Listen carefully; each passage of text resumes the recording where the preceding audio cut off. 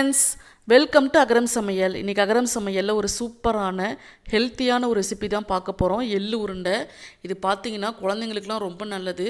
ரத்தம் இல்லாதவங்களுக்குலாம் இது சாப்பிட்டிங்கன்னா ரத்தம் ஊறும். இப்போ இதை வாங்க எப்படி செய்கிறதுன்னு பார்க்கலாம். இப்போ அதுக்கு ஒரு கடாயில் ஒரு கப் அளவுக்கு நான் வெள்ளை எள்ளு எடுத்திருக்கேன். நீங்கள் இதுக்கு பதிலாக கருப்பு எள்ளு கூட பயன்படுத்திக்கலாம். இப்போ அதை சேர்த்துட்டு நல்லா கிளறி விட்டுக்கோங்க.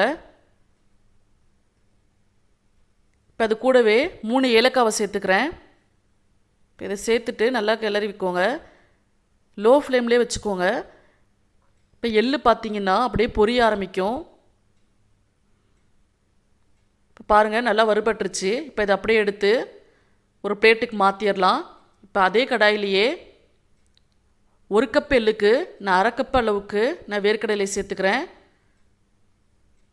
இப்போ இதை சேர்த்துட்டு நல்லா வறுத்துக்கலாம். உங்கள்கிட்ட வறுத்த வேர்க்கடலை இருந்தால் தோல் நீக்கி எடுத்து வச்சுக்கோங்க. இப்போ இதை நல்லா வறுத்துக்கலாம். இப்போ பாருங்கள், ஓரளவுக்கு நல்லா வறுபட்டுருச்சு. இப்போ இதை எடுத்து வச்சிடலாம். இப்போ ஒரு மிக்சி ஜாரில் நான் எள்ளு சேர்த்துக்கிறேன்.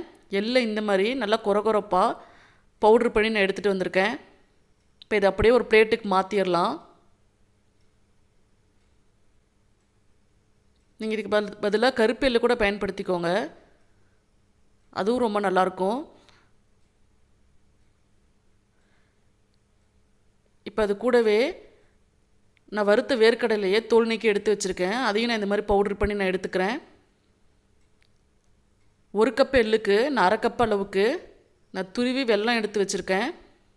இப்போ அதை அந்த வேர்க்கடலை பவுட்ரு பண்ணி எடுத்து வச்சுருந்தோம்ல, இப்போ அதோடு சேர்த்து நான் அந்த வெல்லத்தையும் இந்த மாதிரி பவுட்ரு பண்ணி சேர்த்துக்கிறேன்.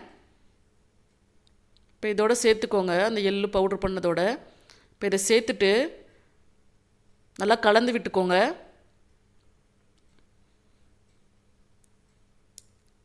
இப்போ அது கூடவே வாசனைக்காக 1 டேபிள் ஸ்பூன் அளவுக்கு நான் நெய் எடுத்திருக்கேன்.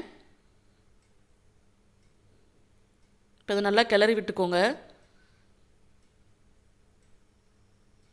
இப்போ இதை கிளறி விட்டுட்டு உருண்டை பிடிக்கலாம்.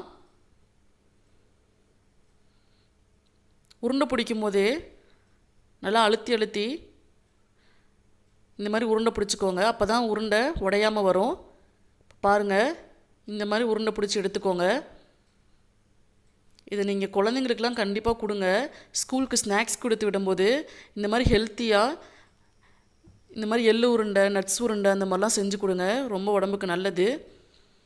அவ்வளோதான், நம்மளோட சுவையான எள்ளு உருண்டை ரெடி ஆயிடுச்சு. நீங்களும் வீட்டில் ட்ரை பண்ணி பாருங்கள். ட்ரை பண்ணி பார்த்துட்டு கமெண்ட்டில் எப்படி இருக்குன்னு சொல்லுங்கள். மீண்டும் நெக்ஸ்ட் வீடியோவில் சந்திக்கலாம். பை. ட்ரை பண்ணி பாருங்க. டேஸ்டா இருக்கும். ஷேர் பண்ணுங்க, பெல் பட்டன் கிளிக் பண்ணுங்க.